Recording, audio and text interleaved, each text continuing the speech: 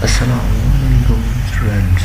आज हम MD के लेक्चर नंबर 6 के बारे में डिस्कस करेंगे। ये लेक्चर जो है हमारा फंक्शन पे है। फंक्शन क्या होते हैं, फंक्शन, नेचर ऑफ फंक्शन, इसके टाइप्स के हैं, डोमेन ऑफ फंक्शन और रेंज ऑफ फंक्शन। ये क्या चीज़ है, ये हम इस लेक्चर में आज डिस्कस करेंगे।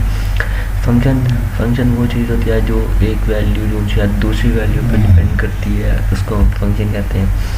इसमें स्टार्टिंग पे फंक्शन की एक डेफिनेशन है, the area A of a circle depends on the radius R. यानी कि इधर देख लें, इसमें उसने बता दिया कि एरिया डिपेंड कर रहा है रेडियस पे, यानी कि आर पे। तो फंक्शन, इसमें हमने फंक्शन जो सा है हमारे पास, एरिया जो सा है वो डिपेंड कर रहा है आर पे। तो एक वैल्यू किसी दूसरी वैल्यू पे डिपेंड करेगा, वो क्या कहलाती है, फंक्शन कहलाती है। ठीक है, तो एरिया का फार्मूला हम लोग को बता के 2πr होता है। सो ये जो सा है एक दूसरे पे डिपेंडेंट है। उसके बाद इसने नीचे फंक्शन की वही डेफिनेशन जो ऊपर हमने बताई है मैंने आपको, कि फंक्शन जो सा है एक दूसरे पर डिपेंड करता है, वो बता रहा है। इसके बाद हमारे पास एग्जांपल आ रही है फंक्शन की। तो इसमें है y=4x+1। ये फंक्शन हमारे पास दिया है, तो इसमें हमने वैल्यू पुट करनी है। x की वैल्यू जैसे जैसे पुट करेंगे तो हमारे पास y का आंसर आएगा। तो ये x की वैल्यू, y की वैल्यू जो है डिपेंडेंट होने x है, तो ये हमारे पास क्या कहलाता है, फंक्शन। ठीक है, तो उसके बाद हमारे पास आ रहे हैं नॉट अ फंक्शन। एक फंक्शन होता है और एक नॉट अ फंक्शन भी होता है। क्यों? क्योंकि नॉट अ फंक्शन वो होते हैं जिसमें स्क्वायर रूट आ जाते हैं, स्क्वायर रूट वगैरह आ जाते हैं। क्यों? क्योंकि इसमें हमारे पास दो आंसर आते हैं, एक पॉजिटिव और एक नेगेटिव। तो ये हमारे पास नॉट अ फंक्शन कहलाते हैं। उसके बाद में आ जाती है nature of function. Nature of function क्या होती है, फंक्शन की नेचर कैसी है, फंक्शन किस चीज़ पे डिपेंड कर रहा है, फंक्शन किस चीज़ पे डिपेंड कर रहा है और किस चीज़ पे इंडिपेंडेंट है। ये हमारे फंक्शन की वो होती है नेचर ऑफ फंक्शन। ये होती है हमारी डिपेंडेंट और इंडिपेंडेंट।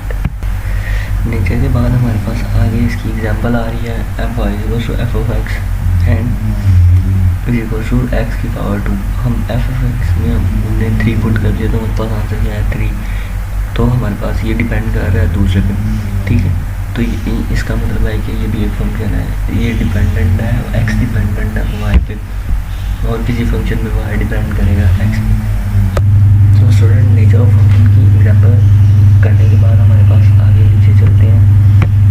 तो हमारे पास नीचे आ रही है डोमेन ऑफ फंक्शन। किसी भी फंक्शन की जो डोमेन होती है वो x वैल्यू जो होती है वो फंक्शन की डोमेन होती है। हर फंक्शन में x वैल्यू होगी, वो डोमेन कहलाई जाएगी।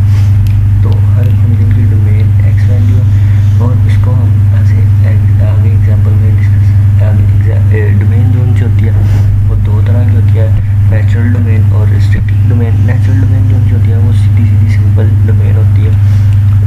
इसमें ऐसा होता है कि अगर हम x की जगह पे अगर हम 0 पुट कर दें, तो x की जगह पे ऐसी वैल्यू पुट कर दें जिसके साथ हमारा आंसर 0 आए, तो वो हमारी डोमेन में इंक्लूड नहीं होता। तो इस डोमेन को हम कहते हैं नेचुरल डोमेन।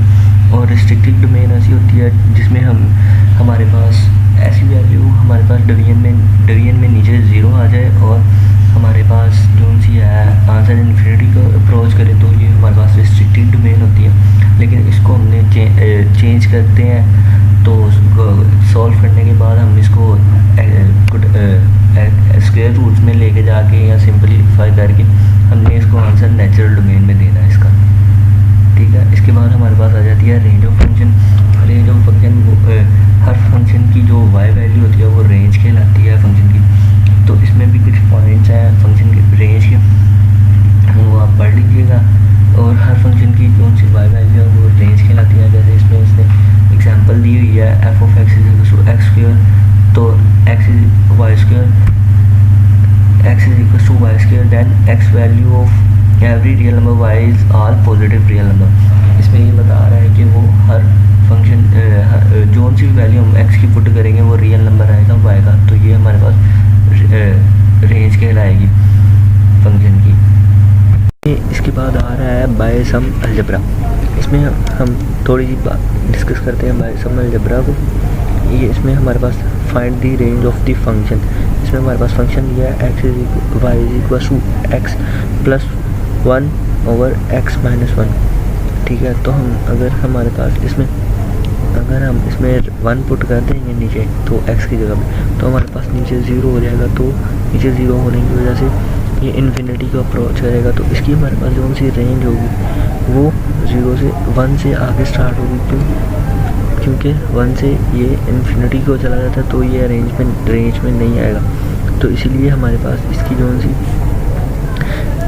रेंज होगी वो 1 से बाहर हो, 1 नहीं आएगा उसमें, डोमेन और रेंज में 1 नहीं आएगा। ठीक है, इसके बाद हमारे पास एक और टॉपिक आ गया फंक्शन डेफिनेशन पीस वाइज।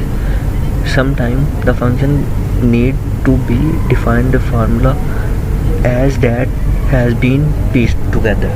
इसमें ये वो बनाया जा रहा है कि हम कुछ सम टाइम हम जो फार्मूले को डिफ़ाइन करते हैं वो हम उसको पीस वाइज भी कर लेंगे, यानी कि उसके पार्ट में डिवाइड कर लेते हैं, तो हमारे पास उसका आंसर आ जाता है। जैसे नीचे एग्जांपल दी हुई है, उसने एग्जांपल में इसको पार्ट्स में डिवाइड कर दिया। Piece has been divided, pieces has different domain, क्योंकि हर पार्ट जब हम उसको पार्ट में डिवाइड कर देंगे तो हर पार्ट की जो सी डिफरेंट डोमेन आएगी और डिफरेंट रेंज आएगी। सो हमारे पास आगे इसकी डोमेन और रेंज क्वेश्चन को सॉल्व करने के बाद वाई का आंसर जो आ रहे हैं और एक्स के आंसर आ रहे हैं वो इसने ये लिखे हुए हैं। Y is equal to -3/2 x plus 3 और x is equal to -2/3 y plus 2। ठीक है, तो ये हमारे पास उसके आंसर्स आ रहे हैं। ठीक है, तो स्टूडेंट्स आज का लेक्चर हमारा इधर ही ख़त्म होता है। So kindly subscribe my channel, like, comment and share.